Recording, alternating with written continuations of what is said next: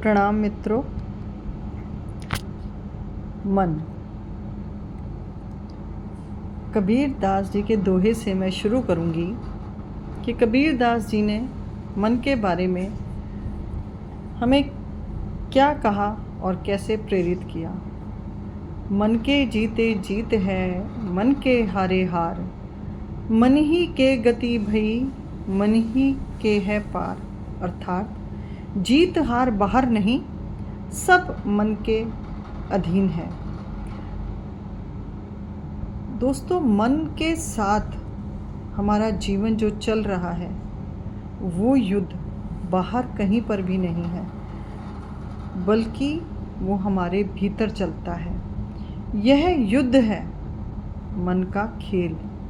मन कभी हमारा मित्र बनता है तो कभी यही मन हमारा शत्रु। आज हम समझेंगे कि मन हमें कैसे खेल में फंसाता है और कैसे हमें इसे साध कर जीवन के विजेता बन सकते हैं। हम मन की प्राकृतिक कहते हैं, मन वायु के वेग की तरह है, कभी इधर तो कभी उधर। इतना चंचल मन है, इधर उधर वायु के वेग की तरह उसकी गति रहती है। कभी अतीत में चला जाता है तो कभी मन भविष्य की चिंता में डूबा रहता है, और इसी में वह वास्तविक जीवन में जो हम जीना होता है, वास्तविकता में जीना होता है, उसी से मन हमें काट देता है। आपने बहुत बारी देखा होगा कि हम बहुत बार जीवन के कुछ पलों के अंदर अपने अतीत को इतना याद करके परेशान हो जाते हैं, जो हमारे दुखद पल बीते होते हैं, और तो कभी हम भविष्य के अंदर इतना सोच में चले जाते हैं वर्तमान की परिस्थितियों के कारण कि हम जो वर्तमान को अच्छा कर सकते हैं वो कर ही नहीं पाते, या वर्तमान को अच्छा जी ही नहीं पाते। मन की ये प्राकृतिक हमें भ्रम और दुख में डालती है। शास्त्रों में कहा गया है, मन एवं मनुष्यानाम करणानाम बंधन मोक्ष, यानी मन ही बंधन का कारण है और मन ही मुक्ति का भी कारण है। मन का खेल कैसे चलता है? मन के दो खेल सबसे गहरे हैं, एक आकर्षण और दूसरा विकर्षण। हमें जो अच्छा लगता है हम उसकी ओर खिंचे चले जाते हैं, और जो हमें अच्छा नहीं लगता उससे हम भागते हैं। भ्रम और कल्पना, यह हमें वास्तविकता से अलग करके कल्पना के जाल में बांध देता है। इसी कारण हम अक्सर निर्णय सही नहीं ले पाते। मन का खेल यही है, वह हमें अपने ही बनाए जाल में उलझा देता है।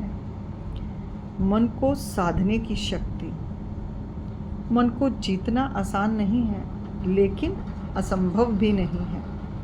जब मन साधा जाता है तो वही शक्ति बन जाता है, और ध्यान, प्रार्थना और आत्मा नियंत्रण ही इसके उपाय हैं। आत्म नियंत्रण ही इसका उपाय है। जैसे घोड़े को लगाम की ज़रूरत होती है, वैसे ही मन को साधना पड़ता है। योग और ध्यान हमें यही सिखाते हैं कि मन के विचारों के बीच ठहरना कैसे है, क्योंकि महर्षि पतंजलि ने भी कहा है, चित्त वृत्ति निरोधस्य, यानी कि चित्त की वृत्तियों को रोकने के लिए मन योग में लगा दिया जाए, साधना में लगा दिया जाए, तो हम चित्त की वृत्तियों को रोक सकते हैं और मन को काबू में कर सकते हैं। इसमें तुलसीदास जी कहते हैं, मन ही करे सो होई है, करे ना और कोई कछु काम, कहे कभुन ना टालिहे, लिखे ललाट लिख राम। अर्थात मन जैसा करता है वैसा ही होता है। मन हमेशा हमें दुविधाओं में डालता है। हमें सही मार्ग से भी कई बार मन इच्छाओं के कारण भटका देता है। व्यवहारिक उपाय मन के क्या हो सकते हैं? श्वास पर ध्यान देना। हम प्रतिदिन 5 मिनट गहरी सांसों पर यदि ध्यान दें तो आप देखेंगे कि मन के जितने दौड़ने वाले विचार हैं वो सब कम हो जाएंगे और धीरे धीरे आपको समझ आ जाएगी कि आप अपने विचारों में कितना उलझे रहते हैं कि आप वर्तमान को जी ही नहीं पा रहे। विचार डायरी, अपने मन में जितने भी विचार आ रहे हैं धीरे धीरे आप अपने मन के पटल पर समझेंगे कि जैसे आप अपने मन को एक डायरी बनाकर उस पे लिखें कि आपके मन के विचार कैसे आप आ रहे हैं और कौन से विचार ऐसे हैं जो बेवजह ही चल रहे हैं। सकारात्मक संकल्प, सुबह उठते ही कहें, मेरा मन मेरा साथी है, मेरा शत्रु नहीं।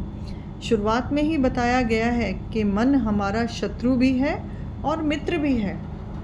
यदि हम मन को उन कामों के लिए समझाने लगें जिन कामों को मन दुनिया को देखकर करता है, यदि हम उनको समझाकर मन को कंट्रोल में कर लें, तब मन हमारा साथी बनेगा और वो हमारे हिसाब से चलेगा।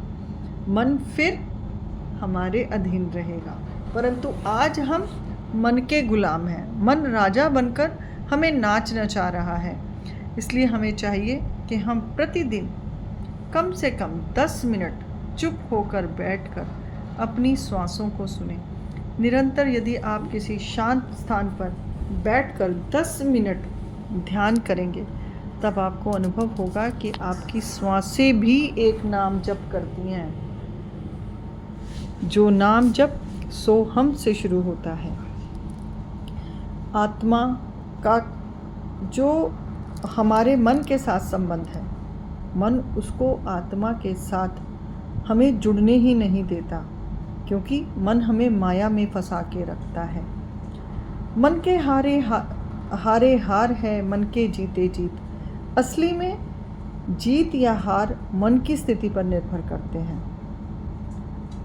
जब हम सोचते हैं कि आज हम किसी से हार गए या आज हम जीत गए, हमने ये सब हासिल कर लिया, तो ये सिर्फ और सिर्फ मन की परिस्थितियाँ हैं। मन मस्त हो तो जगत मस्त होता है। अगर मन प्रसन्न है तो ये पूरी दुनिया सुंदर लगेगी, और यदि मन में दुख है, दुविधाएं हैं, परेशानियां हैं, तो यही आपको दुख और कष्ट देना शुरू करेगा। जैसा मन वैसा तन। मन की स्थिति शरीर पर भी असर डालती है। आपने कई बार देखा होगा, जब मन अच्छा नहीं होता होगा ना आपका, तो आप अपने शरीर के साथ उतनी ऊर्जा से काम नहीं कर पाते होंगे। यही हमारे मन का सबसे बड़ा कारक है कि वो हमारे शरीर को भी अपने कंट्रोल में कर लेता है। मन चंगा तो कटौती में गंगा। अगर मन में शुद्ध है तो हर जगह शांति और पवित्रता है। तो ये सभी दोहे हमें बताते हैं कि हमें अपने मन की संकल्प शक्ति को बदलना है और मन को उचित भाव में लगाना है। तो याद रखिए, जीवन का सबसे बड़ा खेल मन है। यदि आप अपने मन को साथ लेते हैं तो संसार की कोई शक्ति आपको रोक नहीं सकती। मन को पवित्र बनाएं, क्योंकि यही आपको परम शक्ति और परम शांति की तरफ लेकर जाएगा। इसलिए अपने मन को अपने काबू में रखें और मन को पहचानें, और मन के गुलाम नहीं, मन को अपना गुलाम बनाएं और अपने जीवन को एक अच्छे मार्ग पर लेकर आप कबीर जी की इन पंक्तियों को याद रख के, जैसे कबीर जी ने कहा, मन के जीते जीत मन के हारे हार। इसका अर्थ है कि भारी परिस्थितियाँ चाहे कैसी भी हों, अगर मन मजबूत है तो हम हर परिस्थिति को जीत लेंगे। यानी कि हमें हर परिस्थिति को जीतना है, मन से हारना नहीं है। चलिए, इसी तरह से फिर कोई अच्छे विचार के साथ आपके साथ जुड़ूंगी। धन्यवाद। राधे राधे। प्रणाम।